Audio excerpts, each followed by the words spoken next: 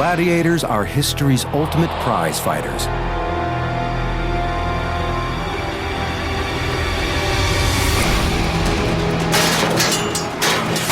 Their battles to the death demonstrate the violent soul of the Roman Empire.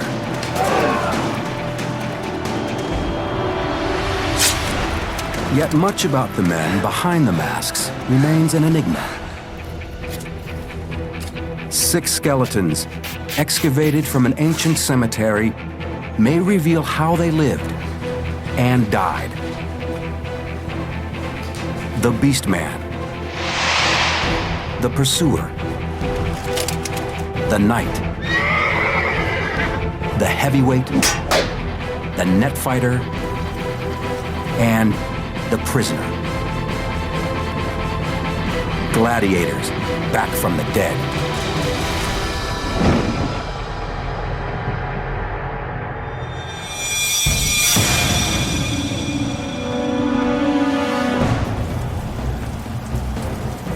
It's estimated that over 1 million gladiators died fighting in the arenas of the Roman Empire. No complete gladiator skeleton has ever been discovered. But today, archaeologists in the city of York, England, have unearthed a staggering 80 skeletons from a single unmarked gravesite.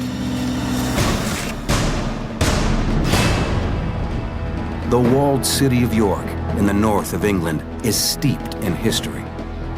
2,000 years ago, it played a critical role in Rome's Western Empire. York is one of the most important cities in the province of Britannia, and this is a place where Romans come and use it as a staging ground as they push forward north against the Scots.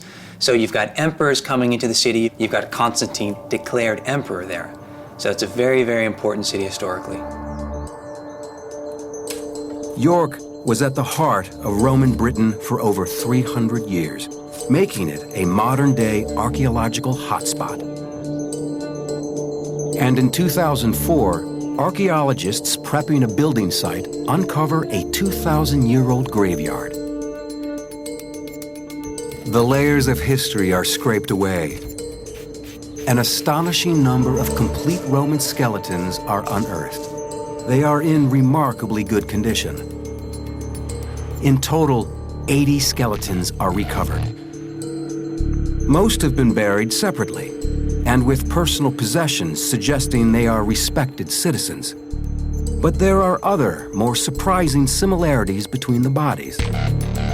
75 of them are adult males.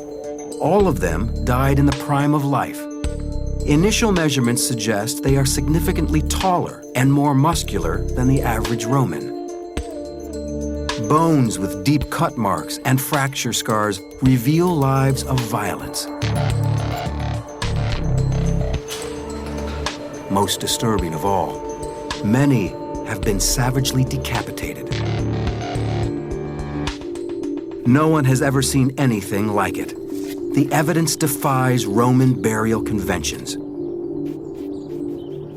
On the one hand, you've got these massive amounts of burials, and the people are beheaded. And on the other hand, you've got the reality that these are people buried with grave goods. These aren't people just simply beheaded and discarded. So you're confronted with a really difficult question. Who can these people be? The evidence before them prompts the archaeologist to explore an exciting theory. You've got powerfully built men. You've got the wounds, the way in which they are killed, and the fact that they're all buried in the same site together. That leads us to interpret these finds, these bodies, as being those of gladiators. Whether they are slaves fighting for their freedom, prisoners of war hoping to live another day, or glory-seeking free men, gladiators were the macho heroes of Roman popular culture. Larger than life, trained to kill, fearless. The Roman public loved them. Even though the cemetery is over 1,000 miles from Rome itself, the presence of gladiators in York makes historical sense. Gladiators are a Roman propaganda tool used throughout the empire. Their fights send out a clear message. Rome holds the power.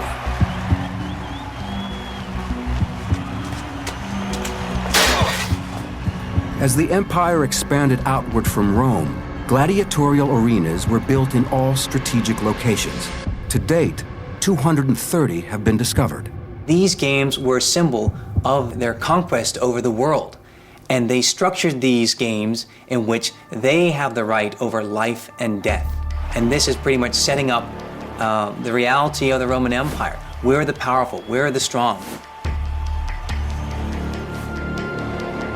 The task of deciphering the bones falls to forensic anthropologist Mick Wysocki. Each skeleton's got 206 bones, thereabouts, so you can imagine that's 16,000 plus bones to look at. And we had to look at the bones individually, sometimes looking for very, very minute modifications which might indicate the use of certain types of weapons.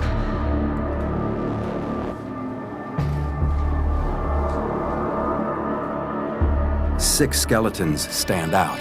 They hold the clues that will bring these long dead warriors back from the dead. The first body focused on by the forensic team appears unremarkable. Forensics indicate a Central European origin, and at about 5 feet 7 inches tall, with a lean physique, he seems an unlikely candidate for a gladiator. But mysterious scars on his hip and shoulder bones fire up their interest. There are two puncture marks here on this hip bone. Here, very typical penetrating fracture. This is part of the shoulder blade, and you can see another puncture there. These are absolutely typical of carnivore tooth marks. The forensic team attempts to narrow down the list of possible attack animals. We took some measurements of the diameter of the puncture marks, and we compared those to measurements of various big cats and other large mammalian carnivores. And the measurements fitted pretty well with either bear or tiger. The astonishing theory is put to the test. This tiger's canine tooth actually fits the puncture mark very, very nicely. Even more so on the left side, tooth fits in there nicely and snugly. Also with our shoulder blade, the scapula, there's the canine of the tiger, and it fits that hole almost perfectly. Capable of exerting a force of over 300 pounds per square inch, twice the power of a brown bear bite, the teeth of a tiger can penetrate through armor, skin, and muscle before hitting bone. And that would be about the depth of penetration that you'd expect. Remember, the animal's not interested in biting the bone, it's getting at the flesh. So this kind of puncturing is coincidental. The teeth marks are compelling physical evidence of a class of fighter known as a bestiarius. Historical records describe the specific role a bestiarius had to play in gladiatorial games. They were not heroes. They were criminals or errant slaves, thrown to wild animals to satisfy the bloodlust of the mob. His bones confirm he isn't physically big or well-muscled, almost certainly untrained. A criminal sacrificed as living animal fodder. The bestiarius has a lot of the flesh of his body exposed. He usually has a long spear to go against wild animals. The odds stacked against our beast man are chilling. There's going to be a lot of scratches, there's going to be a lot of bites, and that sort of stuff that's going to be inflicted upon their bodies, and that's what the people apparently want because so much of their body is exposed. Roman crowds delighted in these battles. The more unusual the beast, the better. We're talking about panthers, lions, tigers, something truly extraordinary and exotic. At the opening of Rome's Colosseum in 80 AD, over 9,000 beasts and and unknown bestiary were slaughtered. A terrifying example of the Empire's power over man and beast.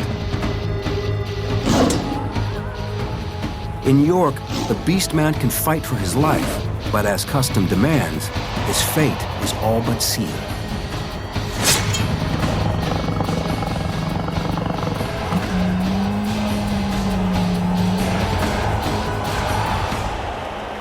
These are people that are condemned to die, that are then trained to fight against wild animals.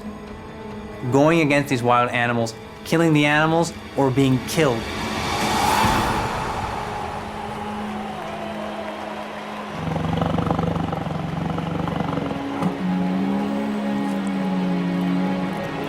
The bite marks on his bones recount the last brutal seconds of the Beastman's life. We're talking about a penetrating injury through this part of the shoulder blade, just here, and also coming down onto the top of the humerus here. So if you imagine a pair of jaws coming down here, and this is a typical way in which animals, like big cats, will bring their prey down. They'll go for the shoulders, they'll bite on there, and they'll try to drag the individual down. And then provide the killing blow by going for the soft part of the belly and attacking there.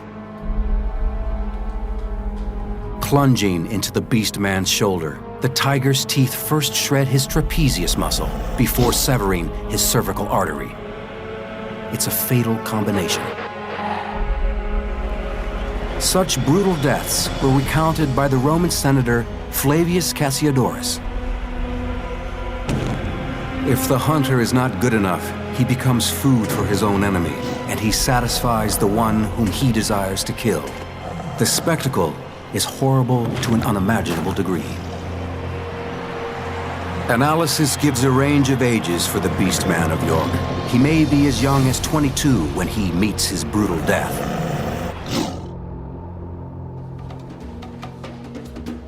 The discovery of a tiger bite on his body is powerful evidence to support the theory that gladiatorial games were held in York. It's also an archaeological first. The hunt is now on for more gladiators amongst the skeletons.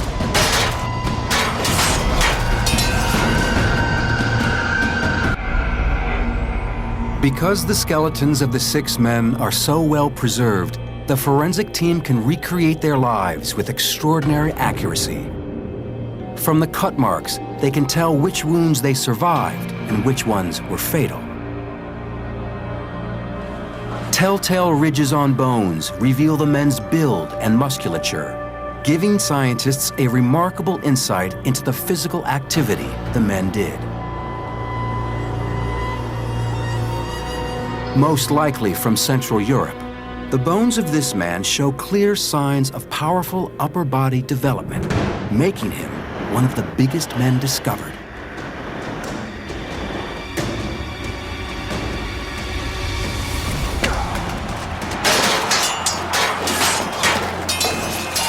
The bones also reveal he was no stranger to violence.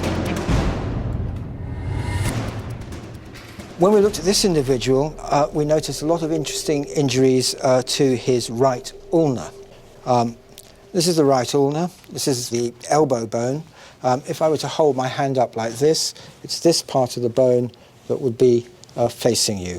As you can see here, there's a linear defect here. This is sharp force trauma. There's another linear defect here.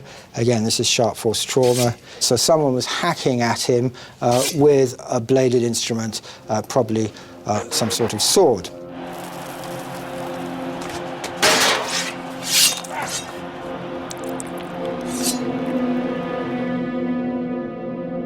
The muscular build and cut marks from a blade are evidence that points to the man being one of the heavyweight gladiators, possibly a class of fighter known as the murmillo. Wielding a huge shield and a short but deadly blade, the murmillo combined brute force with skillful swordplay. So this helmet here is used by the murmillo, and it's very impressive and characteristic with this brim. This heavy, massive thing is resting on your head. It's not like something modern today that's very lightweight and material. It's a lot of metal. And the idea is that he's the most massive. He is the most impressive physically, so powerful to carry all the massive heavy armor that he does. As one of the most imposing gladiators, the York heavyweight would have been a guaranteed favorite with the crowd. As such, no expense would have been spared to keep him returning for fight after fight. The discovery of healed injuries in a number of the York skeletons is evidence that time and money was spent patching up the men's wounds. A gladiator who'd been injured in the arena would have had some first aid. We know that doctors of that time knew about bleeding and how serious it was. We know that they used vinegar for sterilizing a wound. We know that they used cautery, which is applying a hot iron to a burning area to stop it bleeding. We know that they would have used sutures to tie bleeding vessels off. But even the best medical care available cannot save the heavyweight of York from the horrific wounds that bring him down. The bones of the heavyweight gladiator hint at the gruesome story of his last epic battle. He's got a very nice, well, very nice for us, but not very nice for him, I'm afraid, butterfly fracture. This is from a blunt implement which has struck the ulna in mid-shaft.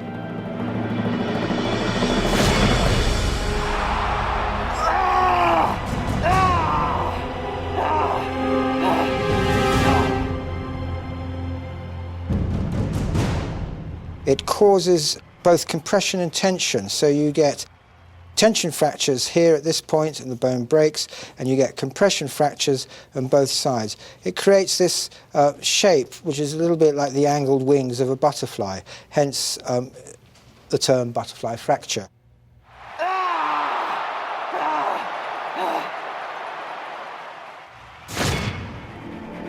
Exploits like his inspired the famous writer Cicero. Just look at the gladiators and consider the blows they endure.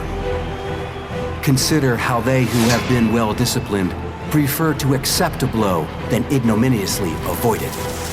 How often it is made clear that they consider nothing other than the satisfaction of their master or the people.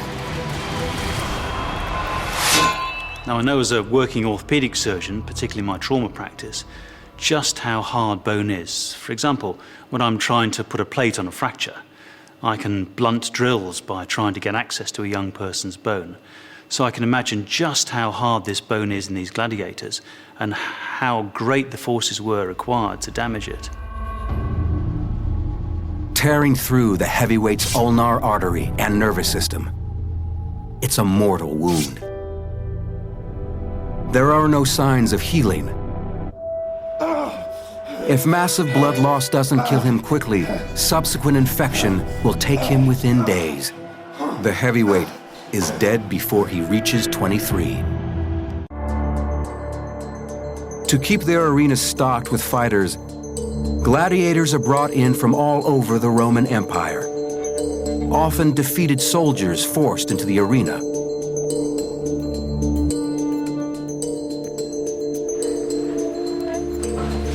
The forensic team sets out to discover where the men found in York originally came from.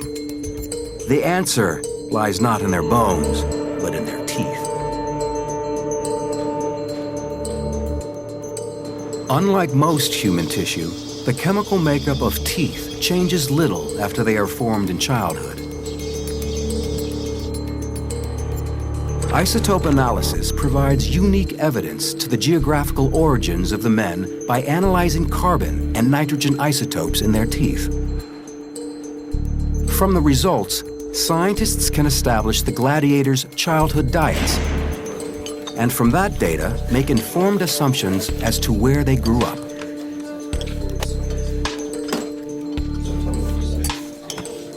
The results from the skeletons are remarkable. The men in the burial site originated all over the Roman Empire.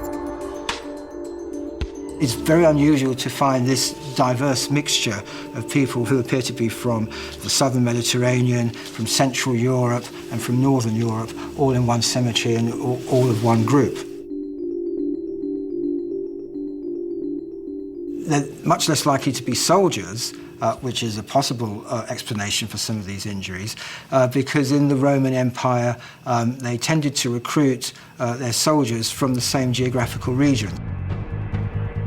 Based on the isotopic tests, one man in particular stands out.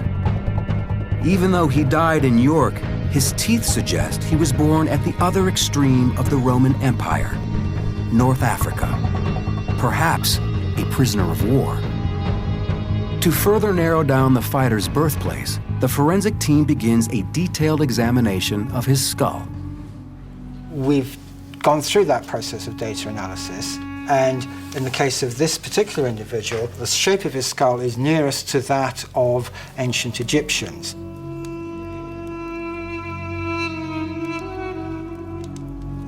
At just over 5 feet 8 inches tall, with well-developed arm and shoulder muscles, the prisoner has the build of a quick, skillful middleweight warrior, suited to fight as the gladiator known as a Thracian.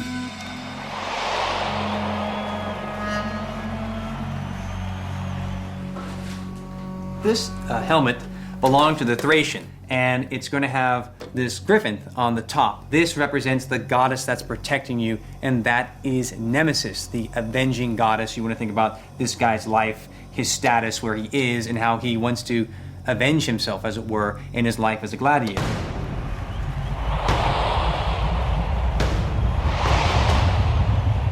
You've also got a very particular and impressive kind of sword. This is called a sika, and it's bent like this. And what the idea is, when you're striking and blowing, right, you're going to be cutting tendons, you're reaching around limbs, and so forth. It's quite horrific.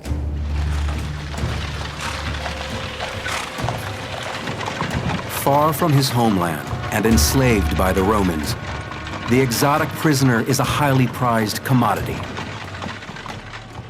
You are purchased in one place, and you're rented out or contracted out to going to another place. It's kind of like the sports figures today, right? The great players of our professional sports teams, they don't just stay in their local environment, they're being purchased and going to other places for more and more money. His life's journey has taken him thousands of miles from his birthplace. But the prisoner's days are numbered. And his skull reveals the brutal way his life ended.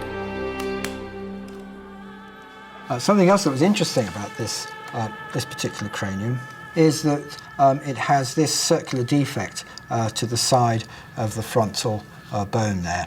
There's a blow from a blunt instrument, and it's come in and it's bashed this guy right on the forehead, right in this part of the head, and it's of enough force to knock a whole piece of skull right through into the brain area. Smashing into his brain, the skull fragments instantly destroy the prisoner's frontal lobe. Forensics establish that the injury happens at the time of death.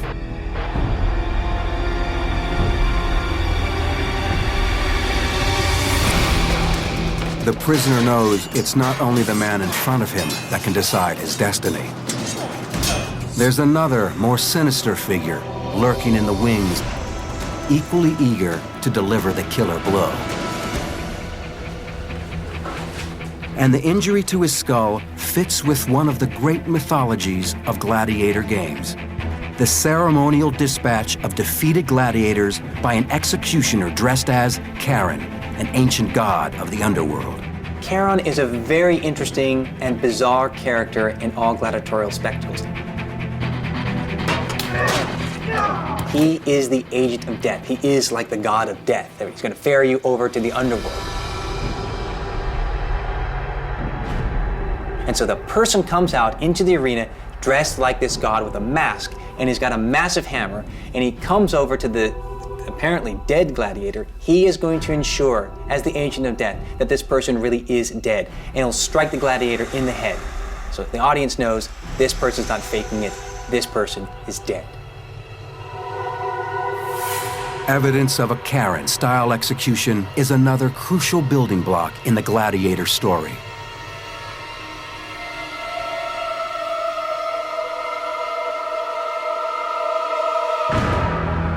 The prisoner is not yet 30 years old when the hammer falls.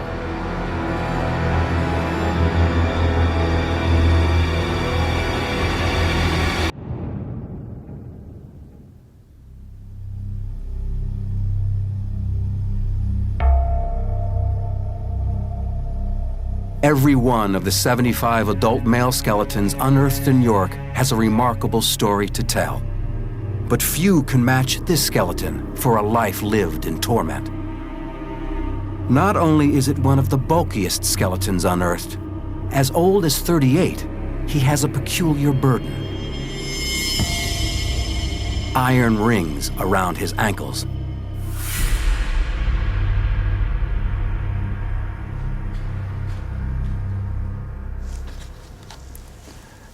These rings each weigh about 1 kilogram, and they were forged onto the individual while they were alive.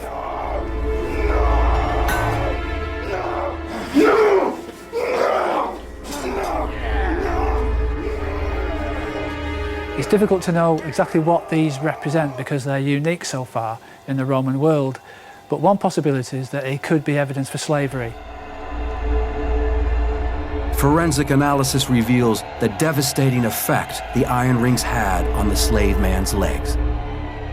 When we examined the bones, we can see here on the shin bone there's an area of swelling in the bone, and this is a bony reaction, and it's very likely to be as a result of the rings which were chafing against the skin, so there would be soft tissue injury, perhaps soft tissue infection in the bone, and that's caused this bony reaction over a period of time. It shows that those rings were on there for a long period of time.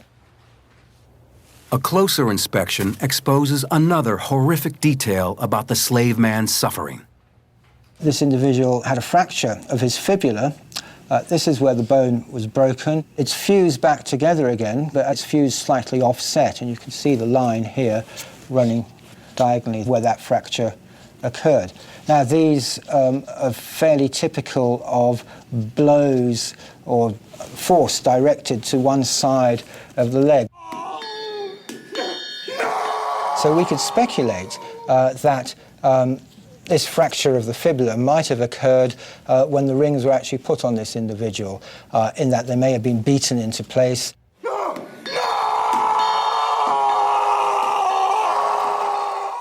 Might have been a slip of the hammer, which would have been very unfortunate and painful. We don't have anything like the similar injury here, so I don't think it was anything deliberate in the way of trying to, sort of partially cripple him.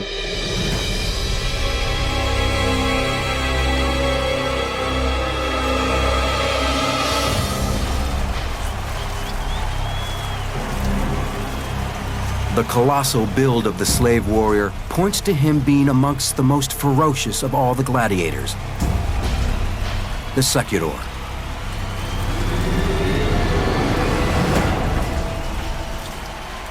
This helmet here is used by the secutor, the guy that pursues. So you think about him doing the pursuing and not being chased down by somebody else. He is the one, though, that wears the heaviest armor. And you can see this really awe-inspiring kind of mask here, helmet, and he's deflecting the blows from the neck and from the shoulders with these parts that stick out here. But he does look pretty alien and I think pretty scary. So you'd imagine then physically the presence of the secutor is going to be very dominating in the arena. He's going to be big, he's going to be large, he's going to be massive. Despite the iron rings, the slave warrior outlives some of the other men in the burial site. He too is buried with respect. There is an inherent contradiction in the life, in the persona of a gladiator. Because on the one hand, they're coming from the lowest form of society. They are the slaves. And at the same time, they can become the superstars. They can become the person that everyone is talking about. They're the ones that the women are swooning over, that they dream about this true man. Well, this is still at the same time the slave.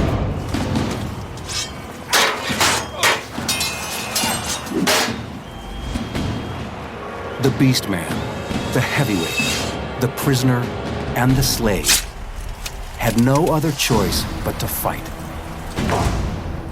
But these remains lead us to another very different side to the gladiator story. With Central European features, these are the remains of a man as young as 17 years old.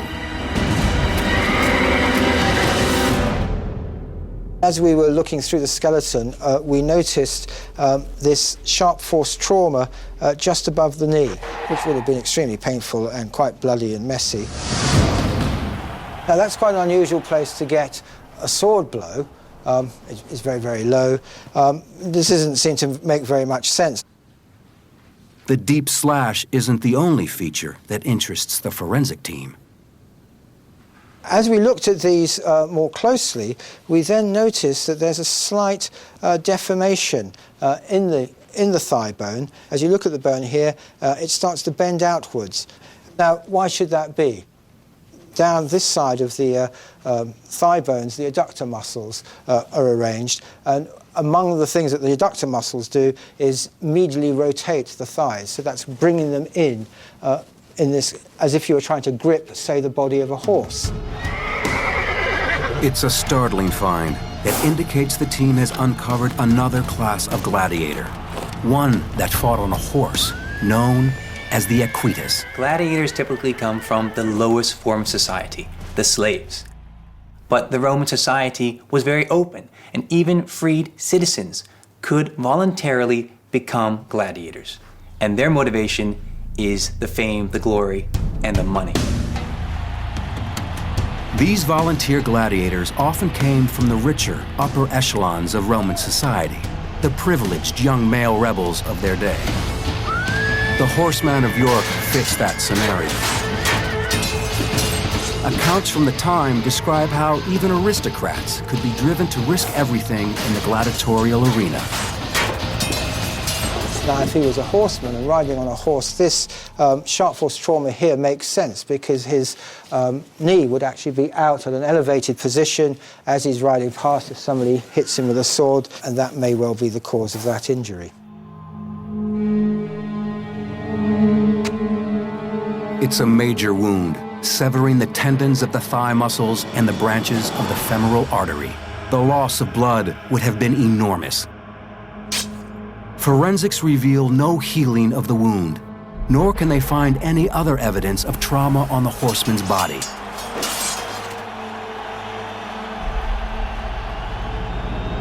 What may have been his first fight was almost certainly his last. Each body investigated by the scientists gives up more secrets of the gladiators' real lives. Their physical prowess and fighting styles, their exotic origins, the deep and fatal wounds lay bare the true ferocity of the man's destiny. It's a small, almost overlooked anomaly on this body that could reveal one of the Roman game's darkest secrets. Most likely in his 30s, 5 feet 8 inches tall, with compact musculature. This seemingly unexceptional skeleton hides a harrowing tale of a childhood lost to violence. When we came up to this particular individual, we had a bit of a surprise. When we were measuring the bones of his arms, we measured the humerus. This is the bone of the upper arm. When we measured his left humerus, that's 322 millimeters. But when we measured his right humerus, it was 340 millimeters in length. That's a difference of 18 millimeters. Now that is exceptional. On closer inspection, distortions in arm length are discovered in almost 1 in 7 of the York bodies. It's a phenomenon that modern sports science has the ability to explain.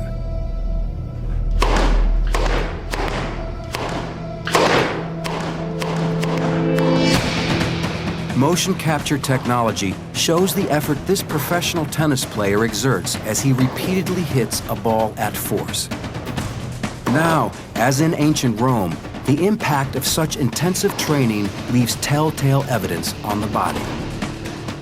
We know from tennis players that if they start training below the age of puberty, then they tend to have a lot greater increase in arm length as opposed to those players who've started training heavily after puberty.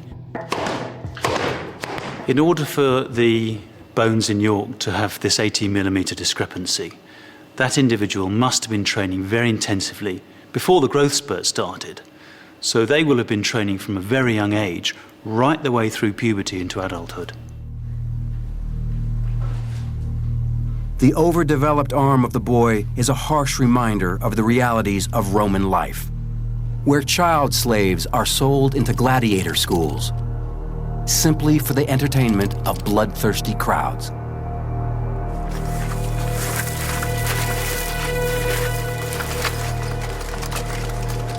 Though his master could easily justify killing the slave boy for being unruly or resistant to control, he's better off selling him to a lanista, the owner of a gladiator school, a man reviled as the lowest of the low in Roman society.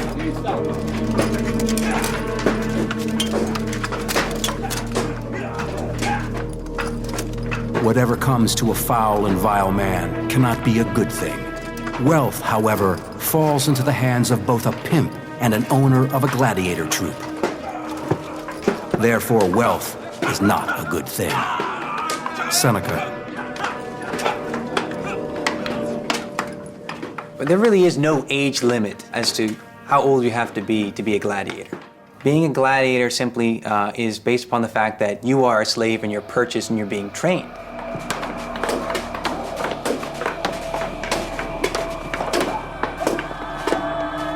From the moment he enters the gladiator school, the boy's life is filled with nothing but intense training, geared to turning him into a killing machine with no fear of death.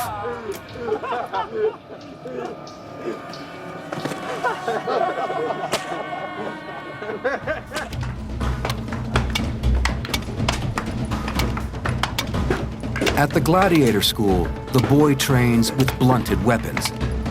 He is now a valuable investment, to be protected and nourished until he can be exploited in the arena.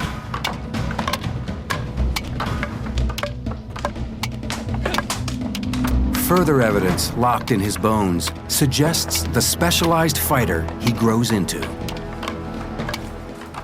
Interestingly, this individual has this feature here, which is a stress lesion on the collarbone. This is a ligament that attaches here close to the neck. It's involved in movements which involve a lot of circular rotation of the arm and the shoulder. When he was much younger, he was probably involved in a lot of activities which placed a lot of stress on his right arm in particular. The boy's physique is a good match for the fighter known as a retiarius, or netman. To get a return on his investment, the lanista will hire out the boy on a fight-by-fight basis. If his boy is killed in combat, the lanista gets a bonus from the organizer of the games as compensation. With so much money at stake, little is left to chance. The training of a gladiator is a major financial investment, and the lanista, or the investor, needs a return on that investment. So we cannot think of the gladiators during the Roman Empire as being always expendable. These are people that are properly trained. These are people that need to give a return on the investment on the part of the lanista and make that person rich.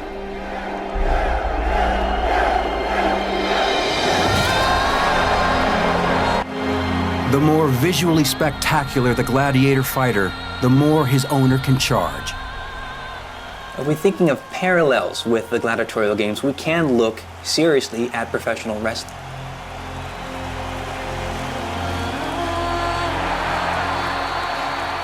You have individuals that are at their physical prime, they're physically dominating the arena, you're staring at them, you're just in awe of all that muscle, a lot of posturing, a lot of physical dominance from the worked out bodies of these individuals.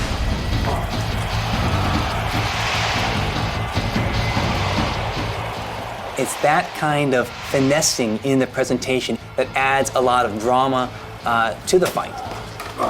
It's much more than just swordplay.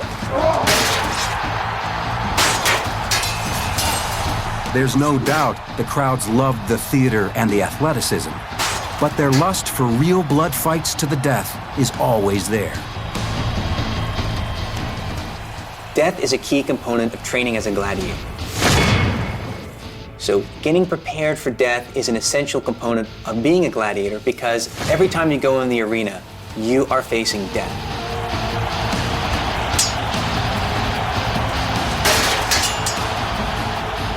The boy has been prepared for this moment since he was a child. If defeated, he will know exactly what to expect and what's expected of him.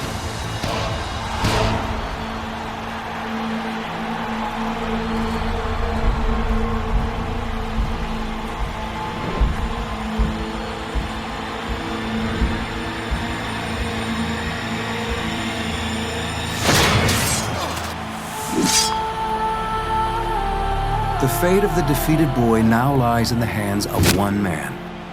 Be he emperor, ambitious politician, or status-loving businessman, the editor, the host of the games, has paid the lanista for his fighters, and in doing so, has bought the power of life or death. A defeated gladiator could appeal for mercy by raising his arm. But there are times when the outcome of a fight is a foregone conclusion. If you want to have a real bloodbath or tell everyone you're going to see a lot of blood, you say, these games are being held sine missione, there is no reprieve. You're definitely going to see somebody die. What even mediocre gladiator ever groans, ever alters the expression on his face? Which one of them acts shamefully, either standing or falling? And which of them, even when he does succumb, ever contracts his neck when ordered to receive the blow? Marcus Cicero. There are a lot of ways in which gladiators are put to death. Sometimes they've got the throat slit. Sometimes they've got a sword going down the back of the neck. We have some depictions of swords being thrust right down the throats of the gladiators. Well, in York, we have a compelling body of evidence for a lot of people that are buried, and they've been decapitated. And this is the fate that awaits the boy. The same fate shared by over 40 of the bodies found in York. And he was decapitated in quite a brutal and frenzied manner. We can see here there's a slice right through his third cervical vertebra. There's about 8 blows from behind, from the front, and from the side, which have been involved in the decapitation.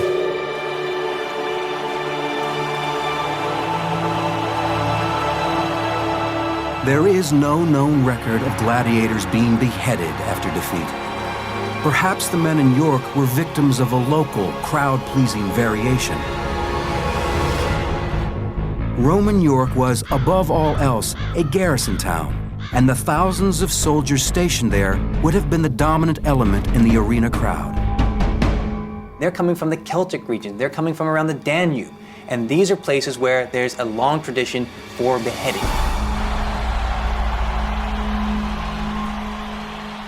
Could that be a tradition that's been rolled into the gladiatorial spectacle? It definitely would have been very impressive to see those heads rolling. The boy's life came to a violent end before he's 39.